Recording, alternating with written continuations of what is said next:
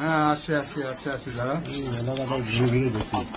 গলা কাটা ঘুরে ঘুরে বেচি, বিশ্বাস করে গলা কাটা কাটা ঘুরে ঘুরে বেচি। এই আমি ঘুরে ঘুরে বেচি। সামনে কি হয়েছে জানো না তুমি? আমি সব জানি, আমি তো বাড়ির এগুলো কেন করছো? এখানে বেচি না, সেই এদিকে ওদিকে বাড়ির লোক এইমাত্র খেয়ে বেরোলো, দেখলাম তো আমি।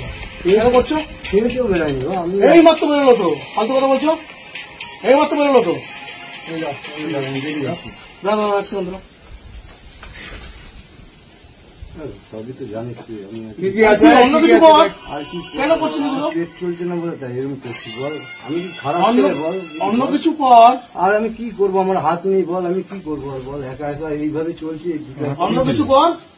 অন্য আমি আর কি করবো? এই মাত্র শ্মশানের লোকগুলো বেরোলো এখান থেকে। আরে আমরা- কালকে কেউ একটা মন্দির ভাঙবে, তারপরে কেস খাবে। আমরা কেন করবো? আরে তুই কেন করবি? এই তো লোক বাইরে থেকে বেরোলো, এই মাত্র দেখলাম তো। কেন করলি এটা? না উনি এইখানে এসেছিল, ভাই, এক্ষুনি বেরোলো দেখলাম দুজন। এইখানটা এসেছিল না হেঁটে, তাই খুঁজছে